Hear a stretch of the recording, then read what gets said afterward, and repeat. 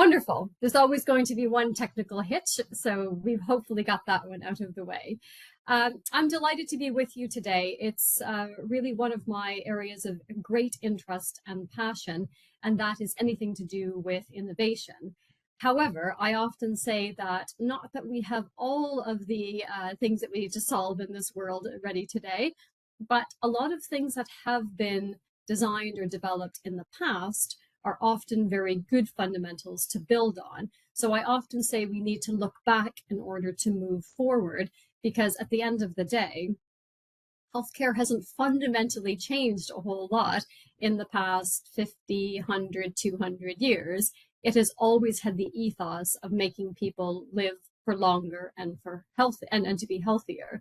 So if we have that as our basic premise, why are we trying to change so many things that are actually outside of healthcare? So I'll walk you through some of the different challenges that I currently see that are facing health systems, where I see some of the innovations that are coming up. And with any luck, we'll tie that off into how we can live longer lives. So not necessarily the secret to longevity, but we'll give you a glimpse into that. And then how that is rounded out with a more personalized perspective. So a bit more about precision public health as opposed to just personalized medicine. Okay. Let's see if the slides will move on. Excellent, great. So as I mentioned, a lot of the health systems that we have today in various parts of the world, they do have all the same significant challenges. Now, we often say that we have healthcare systems, and I would argue that that is not exactly accurate, because we have sickness services. There is no place in the world that has a healthcare system that tailors to healthy people. It's tailored to sick people. And bear that in mind, because unfortunately, with health systems, somebody has to pay for it. Even if it is a consumer or a private institution, somebody has to pay for it. So for all of the innovation that is out there, at the end of the day, someone needs to pay for it. If it's not better or faster, or if it's not in a particular budget, which is only for 4 years or something like that, it's a bit more of a struggle. So having the great innovation might be really exciting, but always take it back to who is going to pay for it, what is the timeline, and is this actually something that is going to help with people to stay healthy for longer? We are currently always facing the challenges that it's going to be sick people needing immediate care as opposed to preventative care. That's currently where we are. If you're thinking about healthcare innovation and how that can change to be a bit more preventative, or thinking on the early stages of it, that is going to take a little bit longer to embed into routine clinical care, because we are still fascinated with a sickness service in most parts of the world. A big part of having a sickness service, unfortunately, is the fact that people don't get treated the same in all parts of the world, or even in all parts of a particular country. So that inconsistency in care and access to care are two huge things that have faced health systems for a very long time, and we are continuing to see this. Layered on top of that is people are living longer, which is great. However, they're not necessarily living longer, healthier lives. The disease burden is actually quite significant. And then sitting amongst all of that, the other big challenge is, do we have the right type of staff? It's not necessarily we need more individuals to do the types of work that we think we need. Are they doing the right types of jobs? Do we need people in these big tertiary centers? Can they be doing work in the community? Various things like that to think about. And when we think about what's actually happened with respect to the digital revolution, there are 4 main areas, and I'll go into these in a bit more detail. Now, it's always the boring stuff that we have to start with, but it's the boring stuff that actually makes it work. Operational efficiency. If you do not have a streamlined way of doing business, and healthcare, unfortunately, is a business at the end of the day, you're not going to maximize the results. Results don't always have to be tied to a financial result, but the results are patient in, patient out, scaling, and various things like that. So it really is the changing the way that operations have moved as a whole has been a massive part of the digital revolution. Anything to do with patient outcomes. even 15 years ago, people rarely talked about that comprehensive view of the patient and how that the data-driven improvements are going to really help either find a tailored approach or have someone adhere to medication. So those two things have changed significantly. The other side of that is patient engagement. We didn't really have as many charities working closer with private institutions and publicly funded bodies, and that public-private partnership, really seeing that starting to come out more and more on the patient engagement side. And then finally, clinical research. There's very little value of doing all of the science on one side or all of the clinical work on the other side, but not having that weave together. Thinking of every individual as an individual who is contributing to research is allowing us to think about more modern clinical trial evolution and evidence generation as a whole. So when I spoke about operational efficiency, and as I said, slightly boring, but it is extremely important, we've seen a huge amount happening even just in the last couple of years with AI. It's great. Most people don't want to sit there and have to fill out forms manually. I don't want to do it. The people who are employed to do this don't want to do it. So if there's ways to actually take out that burden, that's fantastic. People wanting to speak, instead of it being recorded now and then someone having to transcribe, there are tools that allow one to speak and all of a sudden it be transcribed immediately. That's taking out a whole other layer. These are really useful things for efficiency. There's a lot of fraud that happens in healthcare, unfortunately. People getting paid to do a procedure twice, people claiming that they had a procedure done and it didn't really happen. It has to be looked at, and that actually helps with operational efficiency as well. And then we can't forget the fact that a lot of robotics has actually moved into healthcare for efficiency purposes as well. We think about the robots that are employed to either carry around carts, to do some of the cleaning. These are all things that actually help hugely with respect to operational efficiency. And then when we think about improving patient care and outcomes, two examples here that are about disease detection and risk modeling. It's really hard to tell how people are going to respond to particular types of treatment. And for things like atrial fibrillation and stroke risk, you want to make sure that these individuals are looked at before they get sick and model out who is actually at higher risk of having to develop these particular diseases and disorders. And these are tools that are saving millions of dollars for different healthcare systems in lots of different parts of the world. And then when you think about trying to do detection earlier, we're using really novel ways of being able to look at the retina to be able to see whether or not Alzheimer's disease could be picked up earlier. And if you can pick this up earlier, chances are you'd be able to do some sort of non-invasive treatment or be able to look at a different care pathway in a very different way as well. So the early disease detection and risk modeling are two aspects that actually help with operational efficiency if done in parallel. And when we think about improving patient care and outcomes, we don't just want to treat everybody the same and hope it's all going to be fine. We really want to make sure that we're going to be able to find individuals that have a particular disease even before there's any sort of symptoms, so that we can actually put the right type of treatment in place. The study on the left is the largest study. It's of almost 100,000 women in Sweden, and using AI to see whether or not the screening can actually be better than what a radiologist would detect in breast cancer. And by using these tools, being able to increase cancer detection by almost 30%.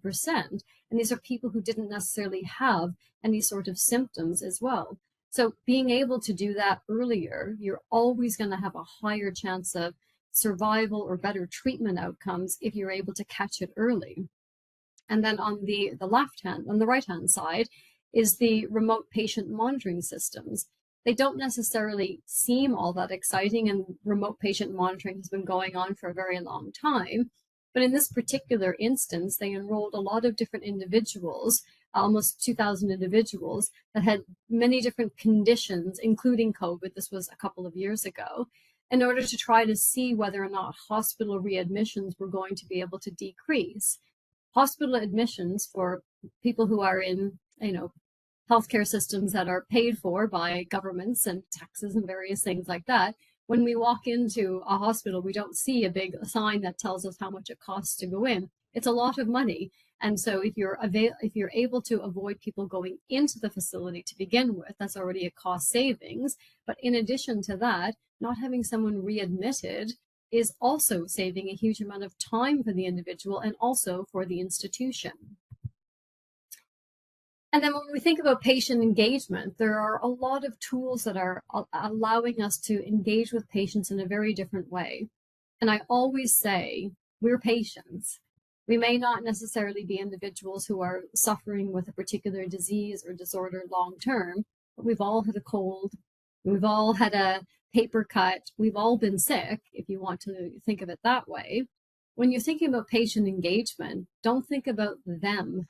Think about you. Think about your family members, how people would want to actually be treated and engaged with. And it's not them, and it's not something that's happening on the side. It's everyday citizens.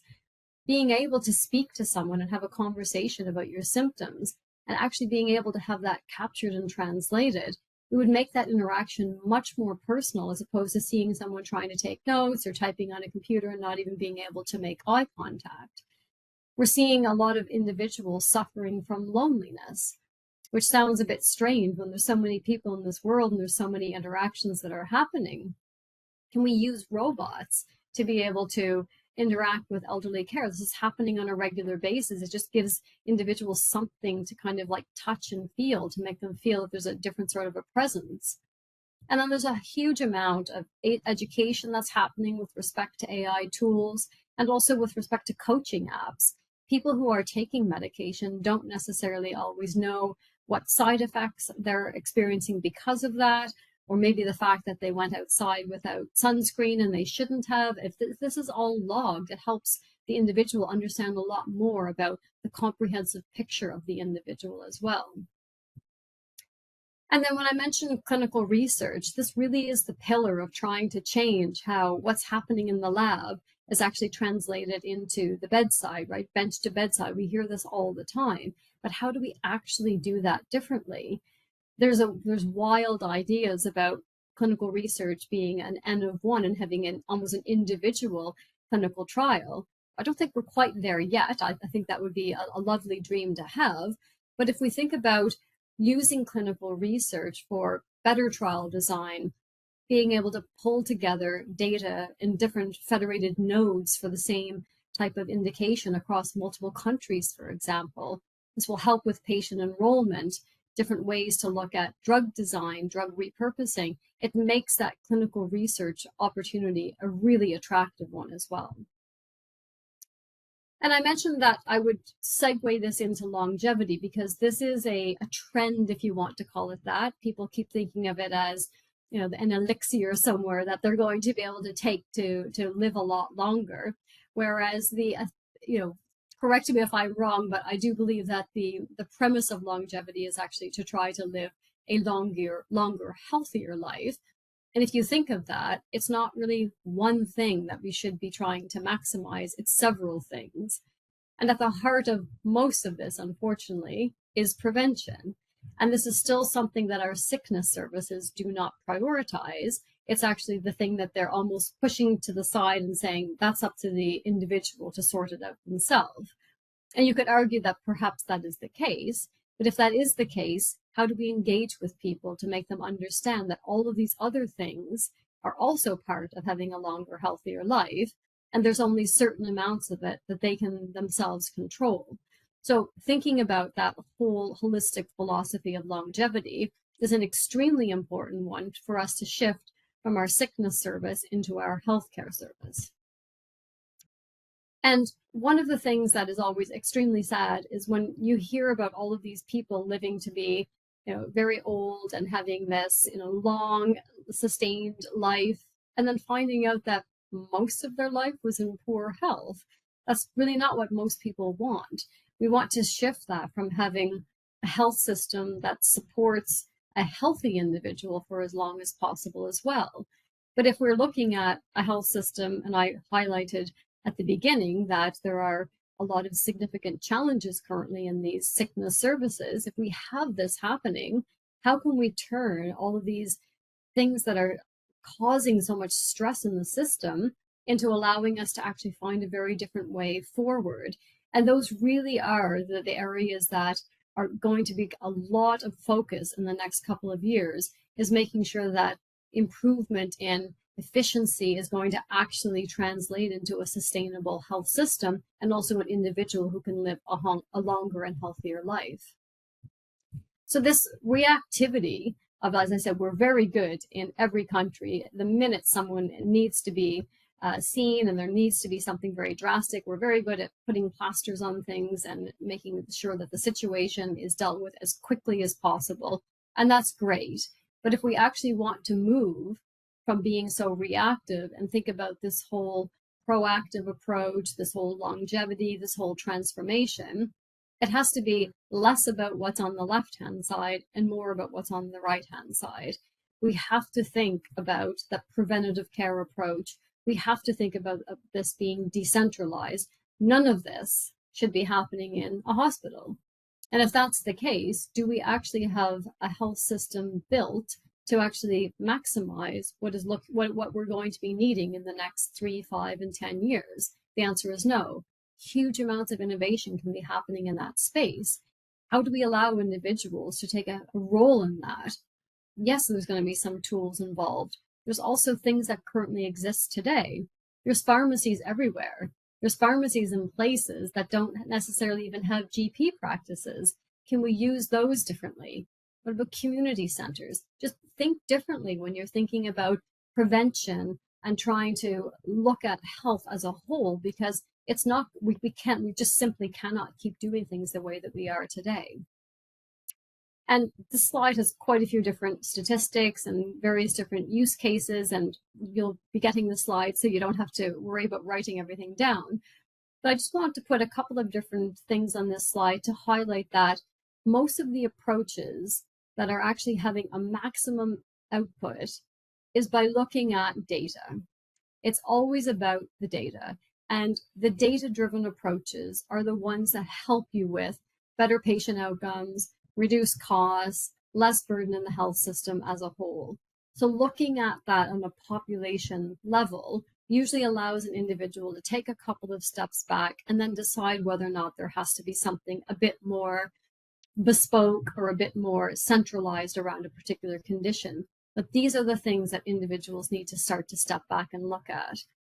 I'm based in the UK. We have NHS health checks. These were implemented several years ago. Of course, these are, people having to come in once a year to be checked out. Yes, that takes 10 minutes or 15 minutes from a GP every time it's done, but it's helped tremendously with detection of disease and understanding risk factors and being able to triage people differently. So 15 minutes, you have to invest in order to get something back. A lot of the different diabetes prevention programs, it's a huge burden, not just to the individual, but to the health system when someone has diabetes. How can these individuals spend less time being monitored and more time not developing the disease to begin with? And then there's a huge amount of work that's being done in chronic disease management as a whole. Don't put people in the hospital if they don't have to be. If they keep having to come back because they have readmissions because of the type of drugs that they were on, was pharmacogenomics not looked at? There's various different things that can be factored in to make sure that the readmission rates are as low as possible, because the individual shouldn't be there to begin with. So all of these things, think about it not as trying to make healthcare necessarily doing what we're doing, but faster and cheaper. We shouldn't be doing what we're doing. If health systems are at an absolute crisis, to me, that means it's great. That means we can do something different and have a very different healthcare system going forward. And it is a lot about understanding the massive trends on a population, as I mentioned, because you can then start to understand whether or not there is something that needs to be a bit more predictive, or perhaps something needs to be scaled in a particular different way, or maybe it has to be disease focused, and as I said, maybe very, very niche, but you can't necessarily understand those trends until you take that step back. But that's when you start to understand treatment responses. That might then develop more into a pharmacogenomics program, understanding why people aren't taking their medication. Perhaps that's going to lead into more education. So there might be some social care aspects that get weaved into this as well. And that's how we move into personalized diagnostics and thinking about personalized medicine. It really can't be a one size fits all. It doesn't work that way in healthcare. We do need to think about population-wide in order to make large decisions and start to understand trends. But then we need to think a little bit differently about how can we realize that power of personalization. And it's so clear when you look at especially rare diseases. This is where you start to see a difference. This is where we start to get reimbursement of drugs that are $2 million for spinal muscular atrophy, right? This is where we're starting to see a massive difference. So trying to think about the personalized approach, when we actually think about it, most times it's just easier to say 50% of this or 80% of this. It doesn't work, especially when we understand the genetic basis of disease. And it's cheap. Unfortunately, at the end of the day, when we talk about putting some money into these programs at the beginning, the prevention word that we very rarely talk about, it's cheap. Pharmacogenomics is very cheap. I'm not saying it's the solution to everything, but if you look at doing a small pharmacogenomic test before an individual gets certain drugs, you save a huge amount of money per individual. But more than saving the money, chances are if some of these individuals would have a massive side effect, possibly death, surely the cost up front is worth the outcome, which is a healthier individual who shouldn't have probably taken that medication or needed more of it or less of it, depending on their metabolism. This is saving huge amounts of money for a very, very tiny amount up front. We have seen a case for prevention being funded in the past, vaccines being the most common thing that I've seen in healthcare. I've not really seen much other than that. So it does work. So how do we start to shift that into being routinely taken care of and something that is adopted? If we think about these big programs and it has to be very expensive or it has to be brand new infrastructure, it's really hard to get a health system to understand that and to fund it. Think about community pharmacy, community centers, schools. Like, there's got to be something that actually allows us to be a more attractive proposition. And when we think about where the world is going and a lot of these different market trends, continuing to see oncology as that main dominant therapy area, this hasn't changed in quite some time. I don't anticipate it changing in the future. There is a renaissance in the central nervous system. We're seeing a huge unmet need.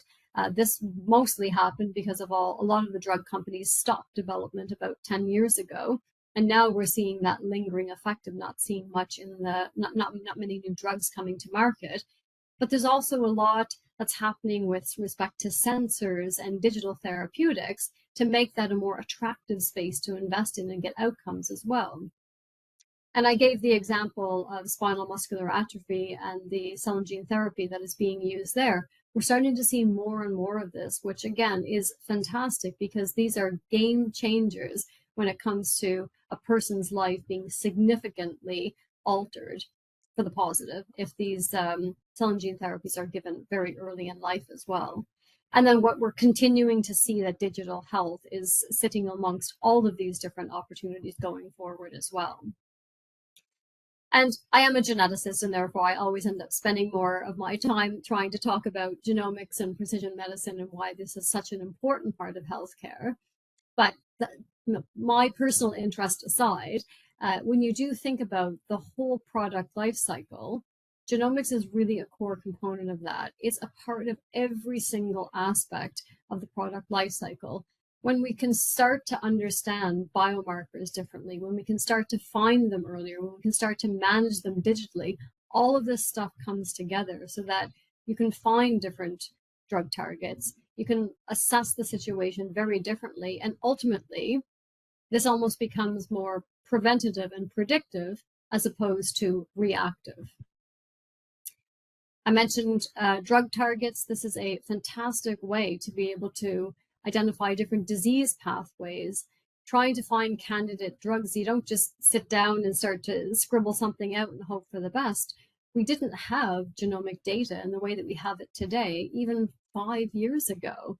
So being able to look at genetic variants, being able to see the way that individuals respond, all the longitudinal data for real world studies, all of this stuff didn't just magically appear a few years ago. It's been a slow journey, which has allowed this to start to change a little bit faster than it has over time. But being able to find those candidate drug targets, this is helping tremendously with being able to test different pathways and different drugs quite quickly.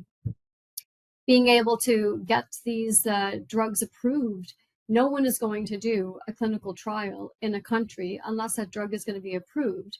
If it's going to be a cell, gene, or RNA therapy, it's probably going to be expensive. If it's never going to be reimbursed, you're going to have a very hard time trying to launch in a particular country.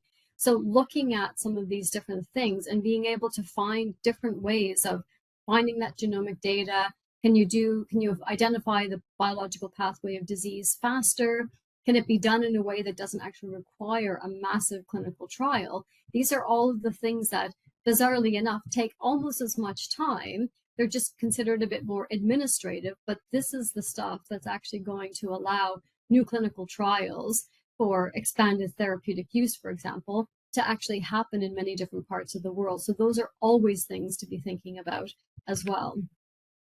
And when you think about looking at personalized medicine as a whole, I made the joke earlier about the clinical trial of one. A lot of times it actually sometimes is like that. It's trying to find those individuals.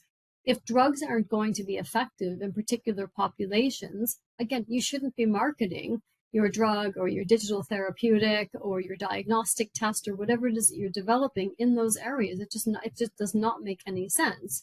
So being able to have access to this type of information, which again is only really becoming a lot more mainstream in the last couple of years, is allowing these market sizing applications to happen and to be a lot more targeted as to where particular drugs will be launched as well.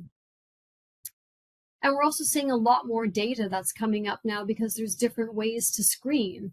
There's a lot of places now that are asking for premarital genetic testing, and not necessarily as a way to be able to think about changing the way individuals are making choices for the future, but it's to be able to predict what the issues possibly could be to treat it a lot earlier as well. So there's premarital genetic testing. I mentioned pharmacogenomics. There's a lot of stuff that sits in the middle as well. Most countries do have newborn screening. A lot of enhanced neonatal testing is being done and being piloted in different ways as well. So all of this is generating data, which is allowing us to have a lot more insights than we did even just a couple of years ago. And then I mentioned that I mentioned the different trends with respect to oncology, central nervous system, and again, the cell, gene, and RNA therapies. We're continuing to see quite a lot of trends in the precision medicine space that at the heart of it is requiring a huge amount of data and a huge amount of bespoke data. So a lot of biobanks that exist today, if there's not enough information about the type of data or the type of sample, it's not really useful. The huge amounts of data that's being asked for, and it's in a perfect world, and we don't live in a perfect world, longitudinal data, linked clinical data, data that can be shared in various parts of the world. It really is about layering on of different data assets. We live in a multimodal data demanding world today. So thinking about how, if you're developing something, how it can be part of that. It really is about all of that data coming together and being able to interrogate it for different purposes as well. So I'll just leave you with a couple of the different trends that I currently am seeing. And if you are in healthcare and trying to innovate in this space, you're not going to be able to do it alone. It definitely is something that has to be done across borders. It has to be done across institutions, and it definitely has to be done across sectors. So public-private partnerships, those are the ones that are accelerating the fastest.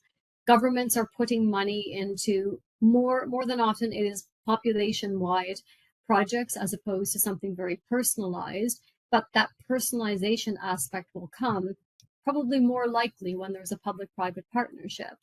Charities, I mentioned a lot of different disease registries and things like that. All of these come together to form that really nice ecosystem of being able to understand these different segments and what they can actually bring together. But nobody knocks on a door of a hospital and sells them something. It doesn't work that way. Healthcare systems, regardless of what it is they're needing, they buy trust. So they buy trust and then they buy your product effectively.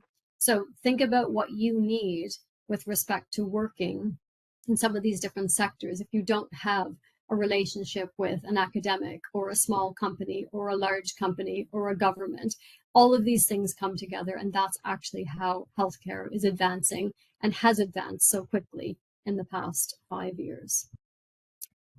So with that, I will thank you for your attention. I still do believe that it is the data assets that we have that can be harnessed to allow us to have an opportunity to be able to change the healthcare systems that we currently are in today, break the fact that we are in a sickness service, and transform in a way that we can actually live longer and healthier lives. Thank you for your time.